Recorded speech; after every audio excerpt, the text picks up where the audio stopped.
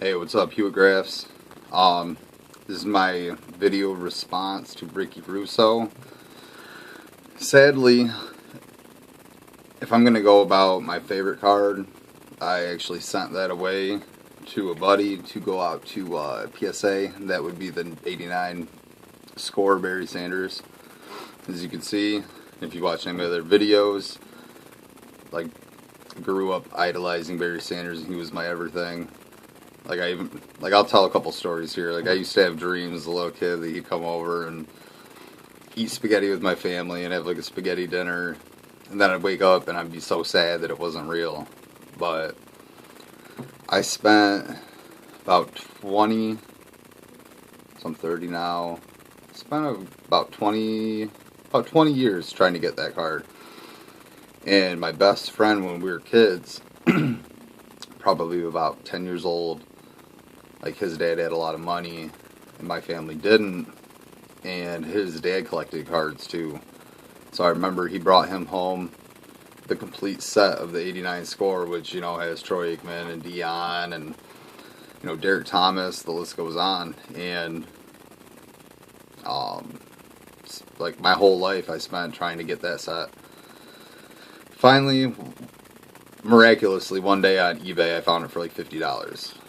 Unopened, mint, and I mean, that would be it. I'd love to show the card. So I got two other stories. I got two other cards in front of me.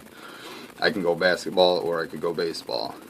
But growing up, Michael Jordan was always my number one PC, and this card right here, it's like a commemorative. It's like 95 upper deck, 23 karat gold plated. Whoa, good thing I got it in a hard case. It was right when he came back. They made it because, like, it's got his baseball and his basketball 45, and it's numbered out of 25,000, which back in the day that was a numbered card, and, you know, numbered cards were rare as is then. But I mean, I probably gave up like 20 Jordan cards, 30 Jordan cards. Now, you know, the cheapest Jordan card was like one of the all-star cards that just had him in the picture. You know, if you were to think back, if Michael Jordan was in the picture of an unknown guy's card, he was that hot to where that guy's card would still be worth like at least $1 just because he was in the photo. So I don't know if anybody remembers that, but it was ridiculous. That was my big PC. So I gave up like everything for it, and I've held on to it for so long. This card, I don't know how much it's worth, and even if it's not worth a lot, this card's just bad. It's a bad card. And I used to have it in the whole big old box, but one of my kids kind of beat that up, so I put it in a hard case. And then from a baseball, when growing up, my parents, we lived in a house that was built in like the 1860s. It was one of the first houses in the town that I grew up in. And my parents were tearing up the carpets. This is probably back in about 89. I was probably about 5 years old. And we found like 6 baseball cards underneath the carpet. And one of them was Dick Groat, right here. This is the card I'm going to go off of. In 1955 Topps.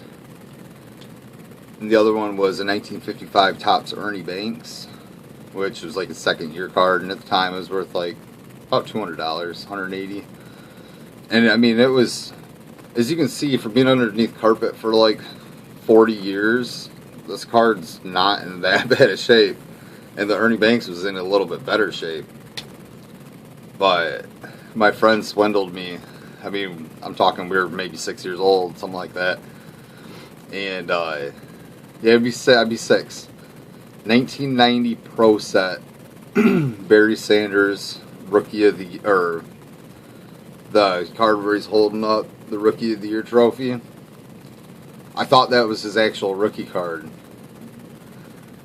and I was down to get it and do whatever it took to get it. You know, that card's worth like $1. I traded away that Ernie Banks card, and I got in so much trouble for it. But all trades were official, so I made sure that I never, ever, ever got rid of this card. And I always loved this card right here.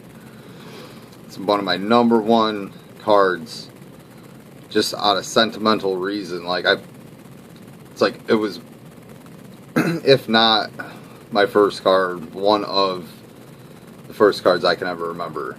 And I still got it, and better make it.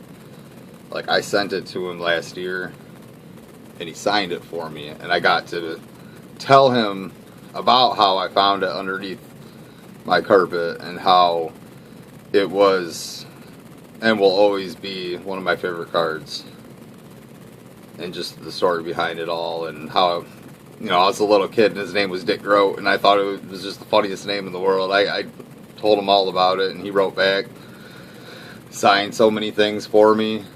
You know, he ain't a nobody. I mean, he played basketball too, I think for Duke. But pretty neat stuff right there. I mean, you want to go off sentimental stuff, that's sentimental. So, I mean, that's what I got. I don't know if it's good enough to win a contest. I don't know if it's cheating. But the main card I wanted to go off of, which would be the 89 score, I don't have. But that means more just because of Barry Sanders. This definitely means more out of sentimental. And then this means more out of my childhood PC. So, take it for what it is. I hope that is satisfactory. So, keep laying out those awesome videos, Ricky Russo. Keep pulling those nasty set cards you do. Alright, y'all have a good one. Hugh Graph's cutting out. Later.